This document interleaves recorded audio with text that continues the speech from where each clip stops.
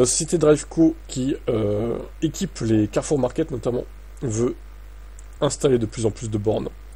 Le maillage du réseau de recharge passe par la station d'autoroute, mais aussi par l'installation de bornes dans les lieux dits d'arrêt naturel. Dans ce domaine, Driveco fait partie des leaders de France. Après une expansion géographique rapide en 2024, l'opérateur vise 1600 stations déployées en 2025.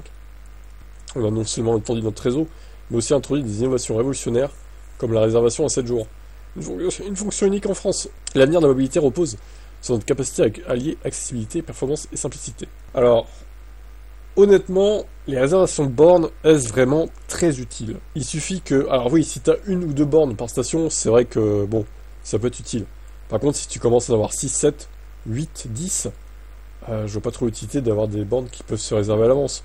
Parce que bon, normalement, c'est pas censé être blindé, quoi. Sauf si, évidemment, tu es dans les vacances d'été, etc. Si c'est un lieu, on va dire, stratégique. Mais bon, ça concerne pas beaucoup d'endroits, quand même, au final. Après, c'est toujours mieux que rien, hein, c'est une plus-value, je dis pas, mais...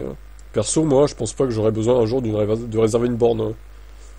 Je pense pas que je le ferais. J'essaierai de trouver une borne, puis je verrai par rapport au prix, etc. Si c'est sur mon trajet ou pas, et puis voilà, quoi. Comme j'ai déjà fait d'ailleurs. Hein. Donc bon, c'est mon avis en tout cas. Mais bon, c'est bien de le proposer aussi. C'est une innovation, c'est vrai. Après, pas sûr que beaucoup de gens aient besoin de ça. En 2025, Driveco compte disposer de bornes dans 350 Carrefour Market. D'ici fin 2026, l'entreprise veut équiper la moitié des Carrefour Market de France. Oh, c'est ambitieux.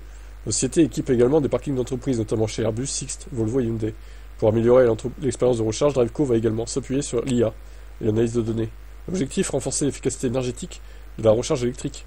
L'entreprise veut notamment minimiser l'impact environnemental en favorisant une utilisation optimisée des énergies vertes. Eh bien, c'est tout à leur honneur, ok. Driveco propose également l'autocharge, une fonctionnalité qui permet de se brancher directement sur une borne sans passer par un badge ou une app. Enfin, l'entreprise promet de mettre en place une maintenance prédictive. L'idée d'utiliser des algorithmes pour prévenir des pannes et garantir une disponibilité maximale des bornes. L'ambition est toujours la même, rendre la mobilité électrique accessible au plus grand nombre. Très bien. Eh ben, quel programme en perspective, dis donc. Non mais c'est bien, c'est grâce à cette société que aussi les VE vont se développer et puis que les gens vont arrêter de dire il n'y a pas de borne, il n'y a pas assez de borne, machin truc. Bah si, il y a assez de bornes en fait. C'est juste que vous savez pas où les repérer peut-être, mais en plus, il y en a de plus en plus. Franchement, même dans les Super U, il commence à y en avoir. Je suis passé à côté d'un Super U l'autre jour, il y avait 4 bornes de recharge rapide, quoi. Alors que le parking est pas très grand, hein, franchement.